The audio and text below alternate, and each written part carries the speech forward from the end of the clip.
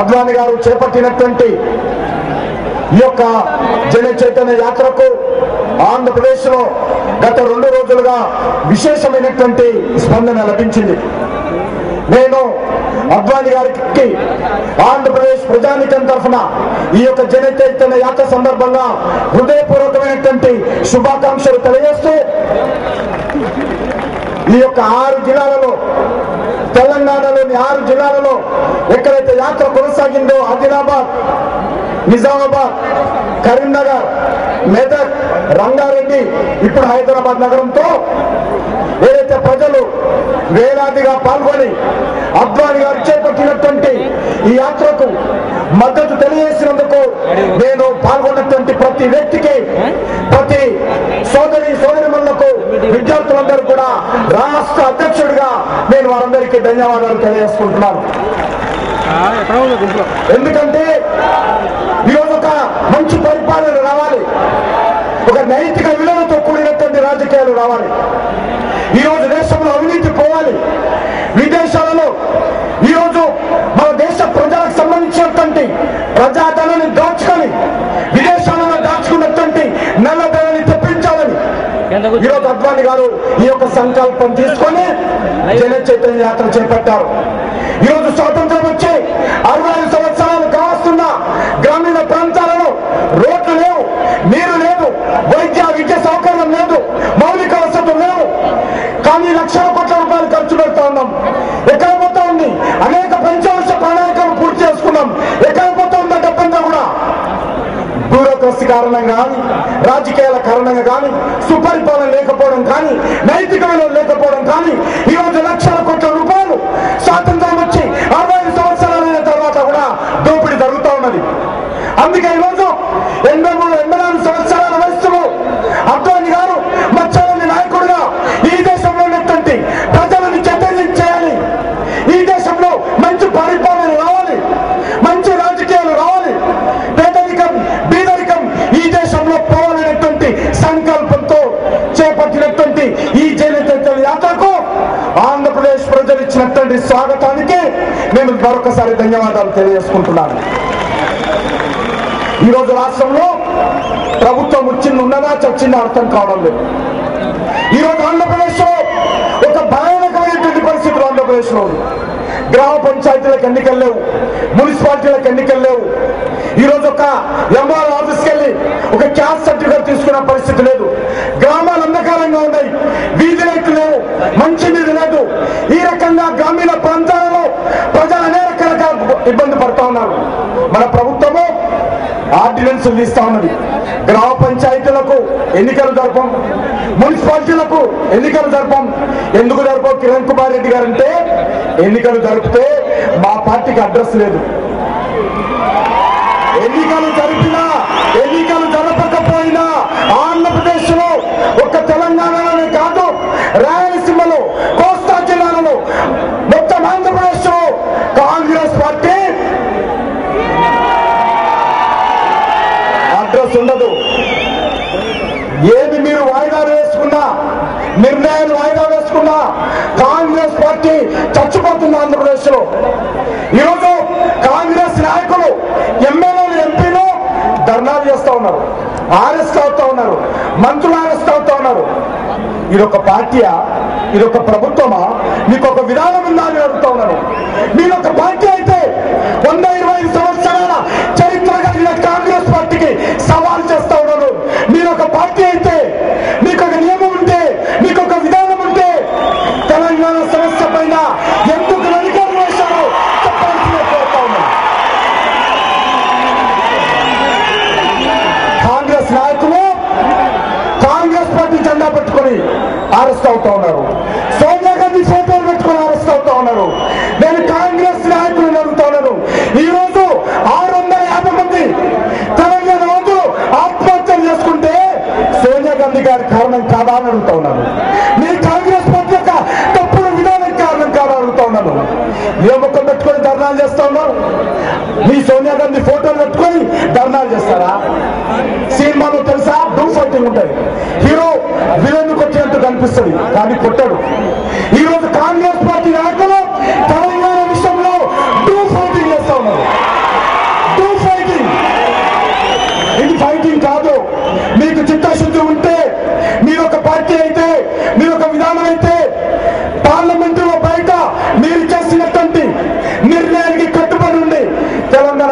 రాష్ట్రాన్ని ఏర్పాటు చేయాలి. తెలంగాణ రాష్ట్రాన్ని ఏర్పాటు చేయాలి. ఇప్పటికీ అనేక రకాలుగా నష్టపోయాము. 1969లో 309 విద్యార్థులు పోలీస్ తూటాలకు బలయ్యారు. 1972లో జయంగా ఉద్యమంలో 300 పైచలకు విద్యార్థులు యువకులు ఆ రోజు ఇదే కాంగ్రెస్ పార్టీ యొక్క తూటాలతో బలయ్యారు. ఈ రోజు 650 మంది విద్యార్థులు తెలంగాణ వాదులు ఆత్మహత్య చేసుకున్నారు. ఎక్కడ? చివరకు పార్లమెంట్ ముందు, రాష్ట్రపతి భవన్ ముందు, ఢిల్లీలో మన రంగారెడ్డి జిల్లాకు చెందినటువంటి యువకులు 10 పేజీల ఉత్తరం రాసి సోనియా గాంధీని, చంద్రబాబు నాయుడును తిట్టకుండా 10 పేజీల ఉత్తరం రాసి ఆత్మహత్య చేసుకుంటే సిగ్గులేదని కలుగుతా ఉన్నాను. ఇదైనా రాజకీయాలు చేస్తుంది. ఎవరి కోసం రాజకీయాలు చేస్తూ ఉన్నారు? ఈ రాష్ట్రము ఏ రకంగా తయారైంది? ఈరోజు రాష్ట్రంలాగా ఉందా? ఇది ఒక రాజకీయ పార్టీలా?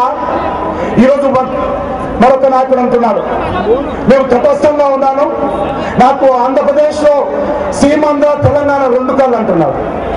నేను తటస్థంగా ఉంటున్నాను. తగాదాలు పెట్టి తన్నుక చావండి ఈరోజు తమాషాలు చూసేటువంటి కాంగ్రెస్ పార్టీ యొక్క, తెలుగుదేశం పార్టీ యొక్క నీతిని, విధానాలను స్పష్టంగా రానున్న రోజుల్లో మనం ఖండించాల్సినటువంటి అవసరం ఉంది. భారతీయ జనతా పార్టీ ఈరోజు ఈ వేదిక నుంచి నేను ఆంధ్రప్రదేశ్ ప్రజలకు విజ్ఞప్తి చేస్తా ఉన్నాను. We are for bifurcation. మేము ఆంధ్రప్రదేశ్ 2 రాష్ట్రాలుగా విభజించాలని కోరుకుంటున్నాము. సిద్ధాంతపరంగా చిన్న రాష్ట్రాలకు అనుకూలమైనటువంటి పార్టీ. మేము ఆంధ్ర ప్రజలకు వ్యతిరేకం కాదు. భారతీయ జనతా పార్టీ ఒక రాష్ట్ర అధ్యక్షుడిగా నేను తెలంగాణకు మాత్రమే అధ్యక్షుడి కాదు, రాష్ట్రానికి అధ్యక్షుడిని. కానీ మా పార్టీ తీర్మానం చేసింది కాకినాడలో. ఎందుకు? చిన్న రాష్ట్రాల ద్వారానే వేగవంతమైన అభివృద్ధి జరుగుతుంది.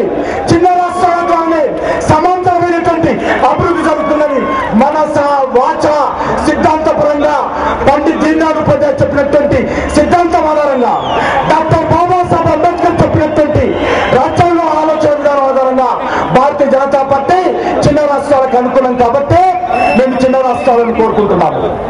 కానీ ఈరోజు కాంగ్రెస్ పార్టీ నాయకులు, తెలుగుదేశం పార్టీ నాయకులు తెలంగాణ వాళ్ళు తెలంగాణ మాట మాట్లాడతారు, హైదరాబాద్ వాళ్ళు హైదరాబాద్ మాట మాట్లాడతారు, రాయలసీమ వాళ్ళు రాయలసీమ మాట మాట్లాడతారు, కోస్తా వాళ్ళు కోస్తా మాట మాట్లాడతారు, ఉత్తరాంధ్ర వాళ్ళు ఉత్తరాంధ్ర మాట్లాడతారు, ఢిల్లీ వాళ్ళు ఢిల్లీ మాట మాట్లాడతారు. ఈ ఒక పార్టీలా? ఇది ఎవరితో? ప్రజల జీవితాలతో, ఈ రాష్ట్ర భవిష్యత్తుతో, ఈ రాష్ట్ర అభివృద్ధితో ఈ 2 పార్టీలు చల్లనాటమాడుతూ ఉన్నాయి. ఈ 2 పార్టీలకు రానున్న రోజుల్లో ఆంధ్రప్రదేశ్ ప్రజలు తగిన బుద్ధి చెప్పాల్సిన పరిస్థితి వస్తుంది. ఈరోజు మజ్లిస్ పార్టీ అంటున్నది, ఎక్కడ చూసిన అంటారు తెలంగాణ ఇస్తే బీజేపీ బలపడుతున్నది. ఎందుకు బలపడకూడదు అడుగుతా ఉన్నాను. ఇది భారతదేశం కాదా? నేను భారతీయ జనతా పార్టీ తరఫున అంటున్నాను. భారతదేశంలో భారతీయ జనతా పార్టీ బలపడకుండా మేము ఇటలీలో బలపడతామని చెప్తున్నామా? పాకిస్తాన్ లో బలపడతామని చెప్తున్నామా? కానీ వాళ్ళ భయము భారతీయ జనతా పార్టీ బలపడతాయి, తెలంగాణలో అధికారంలోకి వస్తే మజ్లిస్ పార్టీ రౌడీజం నడవదని, మజ్లిస్ పార్టీ గుండాయిజం నడవదని, మజ్లిస్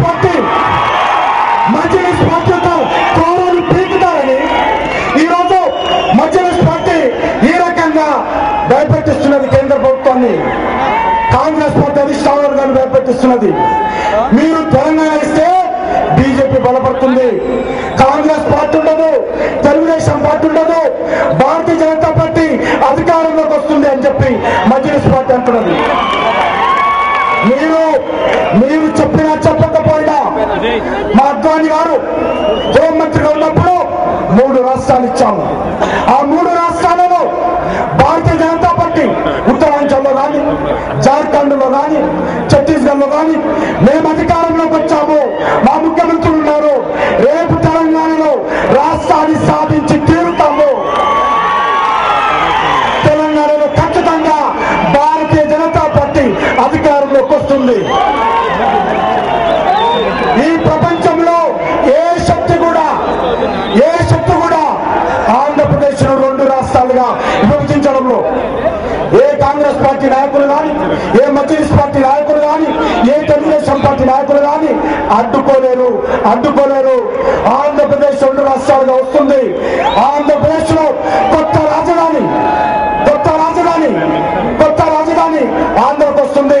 ఆ కొత్త రాజధాని ద్వారా లక్షలాది ఉద్యోగాలు వస్తాయి, లక్షల కోట్ల పెట్టుబడులు జరుగుతున్నది. 2 రాష్ట్రాలు ఈరోజు ప్రపంచంలో అనేకమైనటువంటి రాష్ట్రాల్లో తెలుగు వారు ఉన్నారు. తప్పేముంది?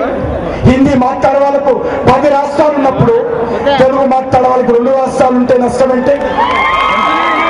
ఇద్దరు ముఖ్యమంత్రులు 2 రాష్ట్రాల ప్రజలు ఖచ్చితంగా భారతీయ జనతా పార్టీ ఏర్పాటు చేస్తుంది. కాంగ్రెస్ పార్టీ 2 సంవత్సరాలుగా చూశాము, మోసం చేసింది, దగా చేసింది, కుట్ర చేసింది. ఎన్నికలప్పుడు తెలుగుదేశం పార్టీ కానీ కాంగ్రెస్ పార్టీ కానీ 2004లో టీఆర్ఎస్ తో ఎన్నికల ఒప్పందం కుదుర్చుకుంది, మేము కాదు, కాంగ్రెస్ పార్టీ. అప్పుడు ఈ యొక్క రాజగోపాల్ గారు కానీ, ఈ సోనియా గాంధీ గారు, ఈ చిదంబరం గారు కానీ తెలియదా? 2009లో ఇదే టీఆర్ఎస్ పార్టీ తెలుగుదేశంతో ఒప్పందం కుదుర్చుకుంది. అప్పుడు ఈ రోజు 2 కళ్ళు అప్పుడు జ్ఞాపకం రాలేదా? అప్పుడు 2 కళ్ళు చంద్రబాబు నాయుడు జ్ఞాపకం రాలేదా? ఆ తటస్థమై కానీ చంద్రబాబు నాయుడు గారు జ్ఞాపకం రాలేదా? అందుకే భారతీయ జనతా పార్టీ చెప్తుంది, ఈ రకమైనటువంటి అవకాశ విధానాలు ఉండకూడదు, ఎంతో నష్టపోయాము ఈ రోజు. కాబట్టి భారతీయ జనతా పార్టీ తరఫున నేను ప్రజలకు విజ్ఞప్తి చేస్తా ఉన్నాను.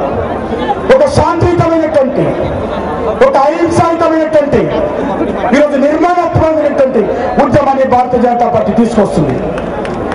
ఈరోజు ఉద్యోగస్తులు సమ్మె చేశారు, కార్మికులు సమ్మె చేశారు, ప్రజలు సమ్మె చేశారు.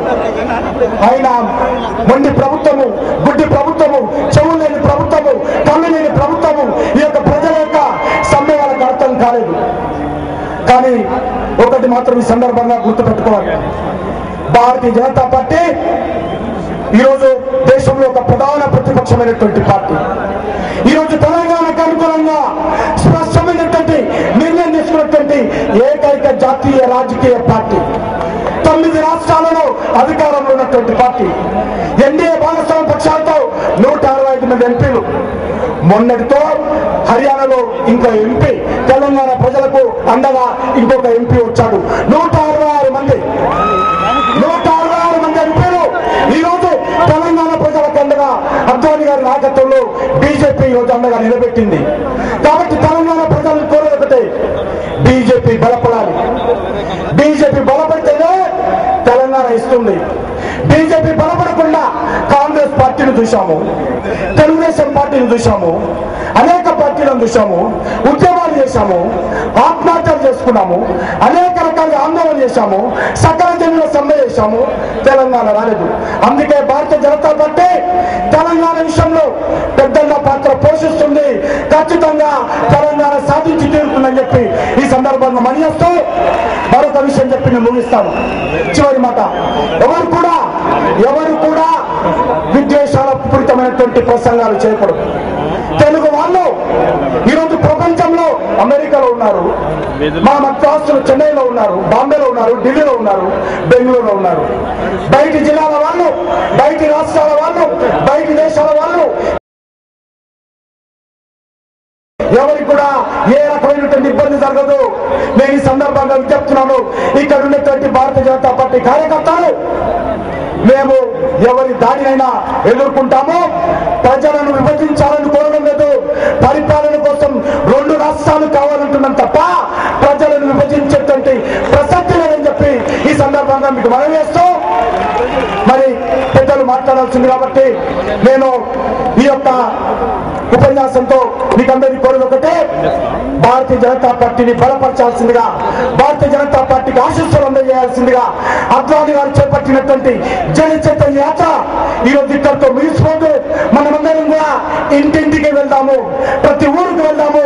ఈ రాష్ట్రంలో, ఈ దేశంలో కాంగ్రెస్ పార్టీ యొక్క దుర్మార్గపు పరిపాలన కారణంగా ఏదైతే అవినీతి అక్రమాలు పెరిగిపోయావు వాటన్నిటిని ఇంటింటికి తీసుకెళ్లి ప్రతి ఇంట్లో, ప్రతి ఉదయంలో, ప్రతి గడపలో మనము జనచైతన్య విషయంగా ముందుకెళ్లాలని పిలుపునిస్తూ సెలవు తీసుకుంటున్నాను.